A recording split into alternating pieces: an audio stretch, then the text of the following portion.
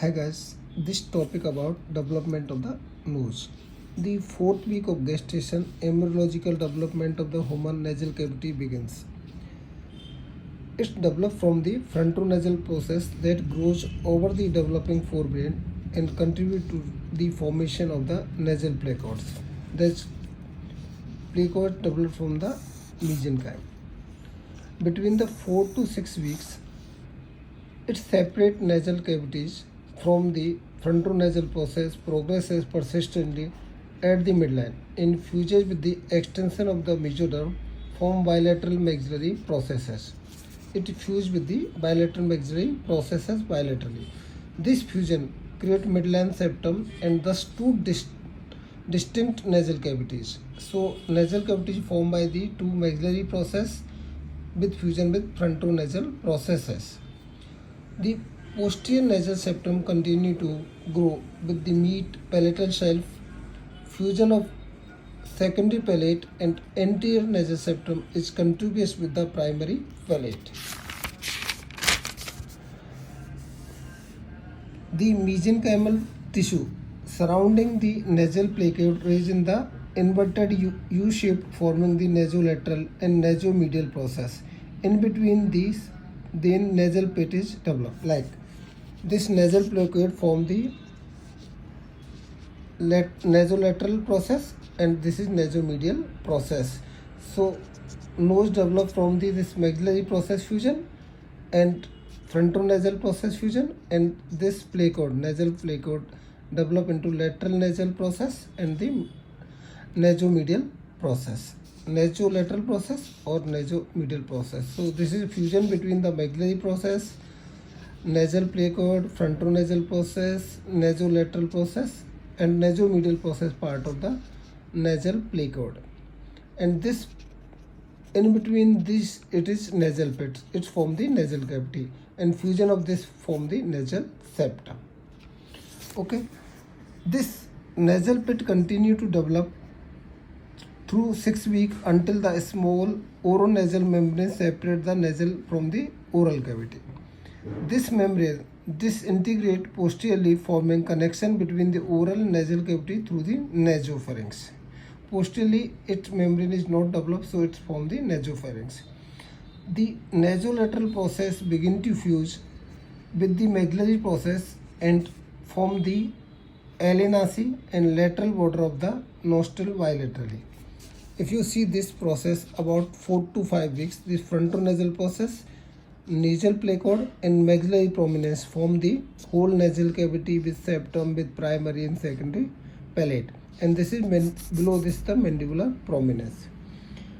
At 6 to 7 weeks, this nasal placoids deepen and this form the this nasal pit form the nasal cavity, and this placoid divide into nasolateral process and nasomedial process which form the different part of the nasal cavity and nose. This fusion failure of nasomedial process with the maxillary process result in cleft lip and cleft palate deformity. If this fusion between the maxillary process and nasolateral process or nasomedial process not happening, mainly nasomedial process and maxillary process, if it is not fused, this form the cleft lip and cleft palate. Another pathology may occur because of altered fusion is pyriform aperture stenosis is due to overgrowth of nasal process of the maxilla during the fusion with the nasomedial process. If it is less grow, it form the cleft lip to cleft palate. If it is overgrow, then form the pyriform aperture stenosis. About to 7 to 8 weeks, the nasolateral process, lateral nasal wall invaginate to form the 5 to 6 complex mesenchymal ridges. At 6 to 7 weeks, this process is invaginate inside the nasal cavity, form the different 5 to 6 complex mesenchymal ridges. These 5 to 6 ridges, about 8 week time, it form 3 to 4 ridges. This is very important. MCQ can be asked from here. Ultimately, 3 to 4 ridges happen. The most inferior ridge, defined as maxilloterminal, will form inferior terminate. So inferior terminate developed separately from the maxilla terminal, or you can say maxilloterminal. So this maxilloterminal. So inferior terminate develop from the maxilloterminal. Remaining ridges called the ethmoterminals. So this inferior ridge called the maxilloterminal, which develop the inferior terminate, and remaining ridges called ethmoterminals. So there are three inferior ethmoterminals: inferior, middle, and superior. So inferior ethmoterminals form the ascending part from the Agarnazi cell and descending part of the uncinate process. Middle ethmoterminal develop into middle terminate, and superior ethmoterminal develop into superior terminate. So inferior, middle, and superior. Inferior form the Agarnazi cells and uncinate process. Middle form the middle terminate, and superior form the superior terminate.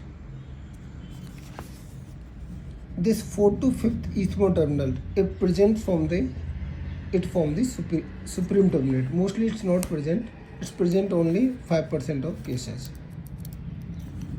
5% of cases. So it form, if it is present 4th to 5th, form the supreme terminates. It's fourth terminal in nasal cavity, most superior.